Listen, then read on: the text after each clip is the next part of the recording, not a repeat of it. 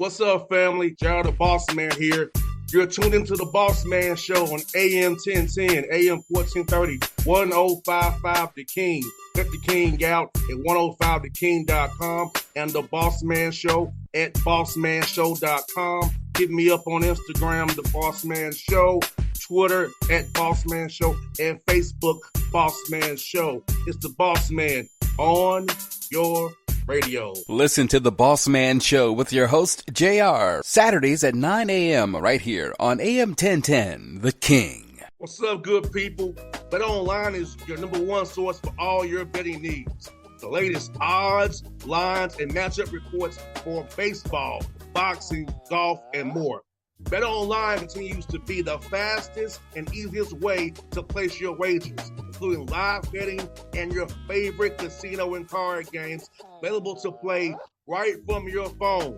Head to the website or use your mobile device to sign up today and get in on the action.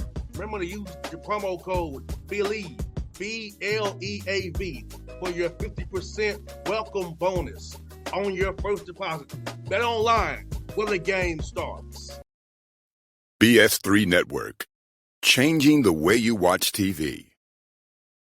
Yes, BS3 Network, changing the way you watch TV, covering content and hot topics from A to Z, sports, music, society and culture, movie reviews, you name it, we have it. Check it out on bs3network.com or check us out on Roku, BS3 TV on Roku, as well as check out your favorite podcast on all podcast platforms or Spreaker.com/BS3 Network. You are now tuned to BS3 Network.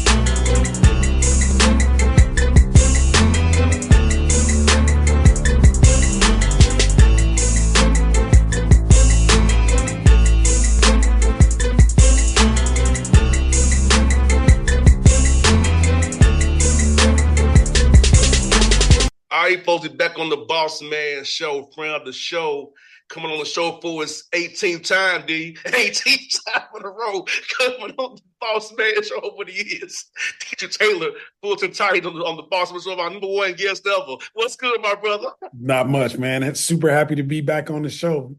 I didn't realize it's been that many times, but man, it seemed like it was just yesterday when we first started. 15, my brother. That's crazy. That's crazy. I appreciate you having me on that many times. That says a lot about you. Good, brother. I still have on the show, brother. No doubt. Man, how you doing out there, man? How's the summer been going for you and the family, man? Things are good, man. The summer's good. We just wind down, finish summer school, and so guys are home right now, and I'm in the office trying to do some knickknacks and get ready for guys to come back. We start school on the 26th, so it's a good time of year. I think we had a really, really good summer for our guys, and you know, trying to take a little bit of time with the fam and let your hair down a little bit and get ready to rock and roll, man. Now, D, for you, man, I know the year last year when you wanted, man, so this offseason, how did you and your staff prioritize with the guys for us trying to correct the ills of last year and be better this year going forward, my guy? I think the first thing is just trying to do what we can from a health standpoint. Not that we didn't do that last year, but that's so important. I've grown. There's a saying that's grown on me that says the best ability is availability. And I learned that this past season. So that's number one. But number two, I think just surrounding ourselves with guys that understand what it takes to win, understand what it means to be disciplined, understand what it means to have a certain level of toughness, to make winning plays, to choose hard over easy. Because in order to get where you're trying to go, it's not going to be easy. It's going to be hard. And so consistently choosing that is really, really important. But just trying to get guys acclimated to what that looks like and how that feels In terms of, when it's nut crunching time, coming down to 4 minutes left to go in the game or 2 minutes left to go in the game, and you're up two or down two. A lot of our games came down to that, and we couldn't get over the hump, so to speak. And I think this year, that's something that's driving us is the last 4 minutes of every game, being in condition, being healthy, but also just understanding what a championship rebound is or what a championship basket is, stepping to the free throw line and knocking down free throws, doing things that are rudimentary amongst winning programs. Indeed, like you said, man, it's like the small things, like a first half missed blackout could affect you in the second half. It could be a point or two here or there, like all 50, all down on the floor, 50 balls, like all these different small things, like being at the right rotation, closing out, or doing a backdoor closeout. All these small things we teach in our drills that apply to games, doing them in game settings and be successful at them so we can win the game. But all these things add up on that scoreboard that don't really get put in a stat sheet, but they show up and mean something to winning. No doubt. And I think being aware, having guys aware of those things, what the small things are and how big of a part they play coming down the stretch. The refs, I think, get a bad shake at this deal in terms of their calls in the last 4 minutes. And really, and I'm a culprit of it too, but really it's what happened the first 35 minutes. The fact that we didn't box out on the free throw line and gave up a free throw basket. The fact that we didn't execute offensively and we missed a layup. Those things compound themselves and they play a big part in the outcome of the game. And that's something that you can control.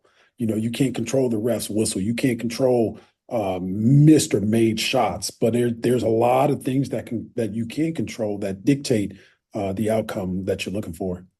Indeed. Well, I also I'm saying is this, play with controlled aggression. Don't get sped up in the game. I feel like sometimes when the game get late, guys get sped up and they get kind of antsy and they take worse shots than they should because they look at the scoreboard and they urge to come back in the game. But hey, we stick to our process, stick to our game plan, work itself out. But sometimes guys get outside of the game plan, get antsy, and get I play hero ball to a degree and take a bad three or a rush shot, just trying to get I know you mean well, but the result is not well for us.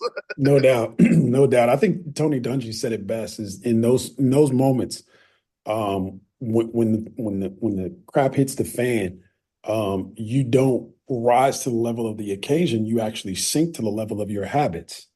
And if your habits are under control, if your habits are knowing the difference between hero shots and hero plays versus doing what you do every single day, that eventually will win over. And so that's something that we're trying to preach to our guys on a day-to-day basis. Hey, man, you don't have to do anything spectacular.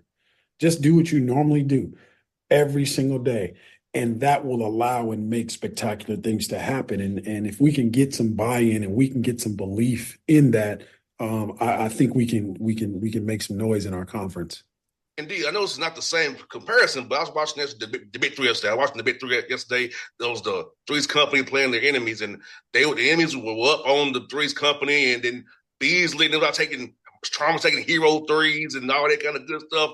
But then call a timeout. They settled down, defending like Evans defending like crazy. Trauma's locked in. They was running switches or they drops on the floor, who it was, and finally they worked themselves back in the game. But they got down by a little margin by taking hero shots. Mm-hmm. So happy they were missing, and they kept them in the game. No doubt. It's 3-on-3 ball, but it's like, hey, it's what we're talking about. Hey, even professionals got antsy and got the scoreboard didn't take the shots that they took, not staying with the process. Took a time out to reset, refocus, and then they came back and won the game on a Beasley crazy 3-pointer. But it's just basketball still. No doubt. And I think that's in any sport. I think that's in life.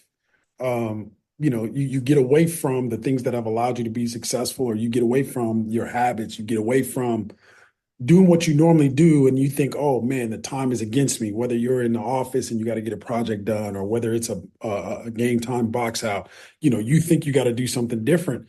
Hey, just relax and do what you normally do. And to me, that's what separates a guy like Tom Brady. That's what makes Kobe Bryant who he is. That's what makes Michael Jordan who he is. And some of the greats, it's not necessarily they show up in these big moments. they're just consistent in terms of whatever they do. They're very, very consistent. So when those big moments come and show up, they don't do anything different. They just do exactly what they do. And they've been synonymous with big moments. But if you look at it, they don't do anything crazy. No doubt. Like even Steph Curry. Like you would think you should be throwing the ball to open LeBron and Kevin Durant, but that's a good shot for him. No doubt. No doubt. That's a great shot for him. So, but everybody now Steph Curry, but usually, yes, you sort of go the ball to open Durant and LeBron, but in that case, only one man, in my opinion, Steph Curry has still a good shot. No doubt. No doubt. As I was watching that Olympic game, the fan in me said, hey, pass the ball because LeBron was open, or pass the ball because Kevin Durant was open. But the coach in me completely understood the statistical data that says that is a good shot for Steph. Put it on the rim. Let's go. Let those other two go get it. Yes, indeed. Watching that game was very amazing to watch there, just seeing the high level IQ of basketball we was watching, man. And for you, D, like just some of the workouts, man, did having 6 new guys come in there, 4 transfers, 2 freshmen, man, have a lot of returning guys. How cool was it to have some continuity there in this world we're living in, of NIL and transfer portal, have some form of continuity and seeing guys grow their games. So like you said, we can correct those problems of late game execution with drill work this summer to get better as we prepare for November the 4th. Yeah, I think the biggest thing is just getting used to the fact that you're going to have at least 6, maybe 7, sometimes 10 new guys on your roster, and be okay with it. Not necessarily be okay with it, but understand that's going to happen. So that having that awareness of what to expect, number one. But number two, we're really, really fortunate, man. We have some really, really high character, high level guys in our program that they just understand right from wrong. They choose right more than they choose wrong. It's not to say that they don't choose wrong. They do. And when they do, we talk about it and we learn from it. And that's on the floor, that's off the floor, that permeates throughout the course of our program in terms of the decision-making process. But I think the biggest thing this summer was trying to get those guys to understand our concepts, both offensively and defensively, but also understand who they are within those concepts. Everybody comes here with, I want to win, not realizing that their version of I want to win is probably not going to look like what winning actually looks like down the stretch. And so being able to understand that and being able to buy into that, but also understand the significance of team chemistry, understanding the significance of our leadership and guys getting along. And so there's a lot of things that we try to do over the course of the summer, but I think we established a work ethic that is really, really important. We established a level of connectivity and chemistry that's really, really important. And hopefully it will carry us through,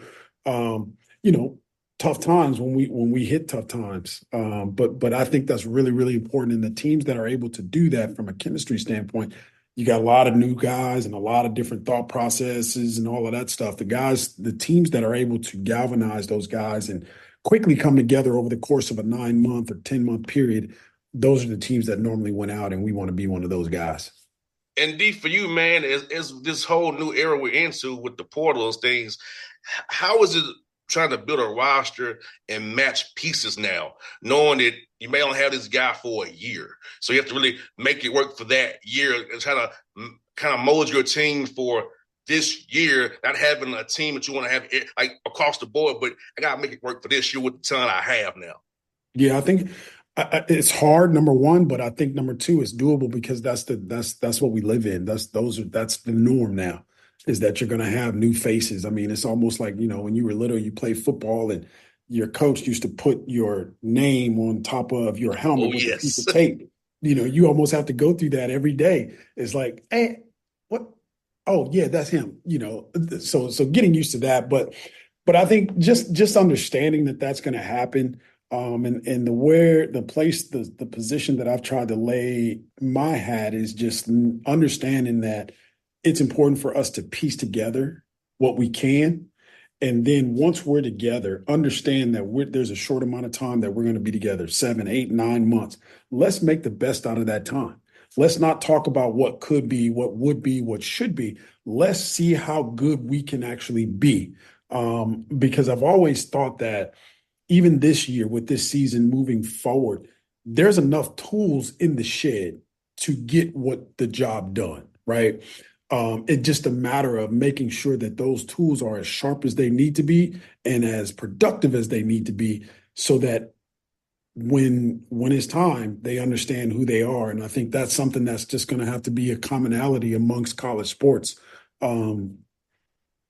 As we move forward, as we see things are changing and all of that stuff, I think it's really, really important that guys understand, hey man, I'm here for a good time, not a long time. And be okay with that and run with that and make the best of our time together, so that when it is over, we can feel good about what we did together, as opposed to, oh, I shoulda, coulda, woulda. Nah, man, nobody got time for that. No doubt, man. And you got two freshmen coming in too, man. Lolo and Davis. Talk about those two young men you got coming in there to help you out this year and to be a part of this Fulton family. Yeah, I think Lolo Lawrence he's from San Diego, California, so he's right up the road. But in terms of physically, he is physically fit and ready to step in and do some things. I think he is unbelievable athlete.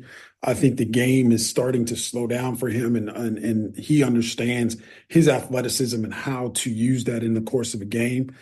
Being able to get downhill, but also being able to defend is something that's really, really good for us. So just from a leadership standpoint, he is a true lead guard. I don't even like to call him point guards no more. He's a lead guard where he's trying to supply his team with the basketball so that they can score. But he's also trying to lead them and understand that, from a defensive standpoint, it starts and ends with him. Davis is probably the most intriguing prospect that we've had in a long time. The guy, when we signed him, he was 6'8". Right before he left to go home for the summer, the dude was 6'10". And he is I would call him a Ginsu knife. He can do a little bit of everything. A Swiss knife, rather. He can do a little bit of everything. He can put it on the floor and get to the basket. He can shoot with time and space. But he can really, really defend 1 through 4, 1 through 5, maybe, in terms of his length. There's a lot of things that I think he can do, but he also is a young gun. He's only 17, 18, so he doesn't know what he doesn't know. But both of those guys, I think their work ethic has really allowed them to separate themselves from a lot of the other guys across the country, really. Indeed, with them, this has been the last year of the COVID year, so he won't be playing against 24, 25-year-olds like he is right now. So how important is it for guys like Lolo and Davis to get stronger, knowing you're playing against like truly grown men, due to the way the rules are with the COVID year and guys standing around much longer? I think it's really, really important. And I think it's important for two areas. Number one, physically, just getting stronger and being able to do certain things on the floor. But I think also, probably more importantly, mentally, knowing that I've put in the work to get as strong as I possibly can during this time period. I still got a long ways to go, but I'm physically, mentally confident in my ability because I put in the work. And that to me is almost, man, the summer, I think it's really, really important to lay that foundation from a strength standpoint, mentally and physically for those guys. And they have really taken on to that and understand how important that is, because it's something that we talk about as a staff. I think it's something that our strength coach talks about to nauseum, and literally he sees them before they get on the floor with us throughout the whole year, not just the summer, but even during the course of the year. So September, November, he sees them, and then we get out, we get after on the floor. And it's the same thing in January, February. So from a confidence standpoint, I want those guys to understand how important their work is in there. And those two guys in particular have done a good job understanding that concept. I got two more for you, D. One on being football coming up. What's your thoughts on the season, man? Are you thinking they're gonna give Lamb his money and keep Dak wearing one more year? What's your thoughts so far, man? Man, I wish I had Jerry Jones' number, because I would sure enough call him and tell him to give Lamb his money. There's no way we can be who we need to be with that dude sitting at home. I mean, that you have an ability to put a collection of talent on the field, and you're not. I mean, I know money is always, a stickler with what they do at the professional ranks, but you're not going to have CeeDee Lamb and Dak for a lifetime. You'd be fortunate enough to have, but I don't think the salary cap will allow that. And so I'm hopeful that CD does get on the floor or field, and the Cowboys can get back to who they are, which is America's team at the top. Now, D, I'm shocked that Parsons did not hold out. I would have held out. I was shocked he didn't do it because she played more positions, more dangerous than CD does. I would be like, look, bro, if I was agent saying, hold out, you a lineman, you in the trenches. CD's a receiver. He got room to operate and get down. You don't, brother. Yeah. But he didn't hold out. So I'm like, we still got to pay him too. Yeah. The fan in me is super happy and understands that, hey, man, we need him. We want him on the field as much and as often as we can. Hell, if we can get him on the offensive side, let's get him on the offensive side, and let's do that with him. But obviously the coach in me is aware of the salary cap and all of the things that you're talking about in terms of holding out, and I understand both sides of it. But on Sundays, I'm more of a fan than I am a coach. That started when I was 10 or 11 years old. So like, I'm a fan. Like, I turn my phone off. My mama don't even call me. She knows I ain't answering the phone when the Cowboys is on. So it's that serious to me. So hopefully we can get everybody on the field and make do with what we got, because again, like our basketball team, there's plenty enough tools in the shed to get the job done. And when I say get the job done, I'm talking about winning a Super Bowl, which is, maybe crazy talk, but I believe in the Cowboys like that. So that's what we're gonna do. You have to, man. And the last one for you, man. Olympics coming to LA in 28, man. I know we talked about off the air, man, but how excited for you to come to Cali, man. So to be a part of it, man, and take the family around and your girls around it, man, and see this unique event. I remember in '96 I had in Atlanta. I remember that experience I had in '96. It was fun. So it's gonna be fun. It's fun to go to LA and enjoy it. No doubt, it's gonna be crazy. Shucks, even though it's 4 years away, I mean, we're already talking about buying tickets or getting access to different venues and different events and all that stuff with my girls. I'm sure they'll want to see soccer. I'm sure they'll want to see gymnastics. I'm sure they'll want to see volleyball. And of course, I want to see basketball. So we'll try to take advantage of being from here, but some of the contacts like yourself, hopefully can lend us a helping hand to make our appearance at the 28 Olympics worthwhile. No doubt with D, man. It's been a great experience on the show, my brother. We don't know what 19. Hopefully 19 will be when you go on to the big dance in March, man. Hopefully that's number 19. Hopefully, man. So we can put that in the ecosystem now. Hey, and 19 is praying for D. We're gonna be when go to the big dance, man. No doubt. Hopefully 15 seed this time. No doubt. I don't care if I'm a 17 seed. I just want to be in the tournament, man. Being in the tournament, that means we didn't won a lot of games. So that's all I care about. And I appreciate you having me, man, and sticking with me. And I enjoyed conversation with you and all of that stuff on and off the air. So anytime you call, I'm on. No doubt. My brother, it's always a pleasure, my guy. Okay, dude. Appreciate it, man. BS3 Network. Changing the way you watch TV. Yes, BS3 Network, changing the way you watch TV, covering content and hot topics from A to Z, sports, music, society and culture, movie reviews, you name it, we have it. Check it out on bs3network.com or check us out on Roku, BS3 TV on Roku, as well as check out your favorite podcast on all podcast platforms or Spreaker.com/BS3 Network. You are now tuned to BS3 Network. What's up, good people? Bet Online is your number one source for all your betting needs. The latest odds, lines, and matchup reports for baseball, boxing, golf, and more. Bet Online continues to be the fastest and easiest way to place your wagers, including live betting and your favorite casino and card games available to play right from your phone. Head to the website or use your mobile device to sign up today and get in on the action.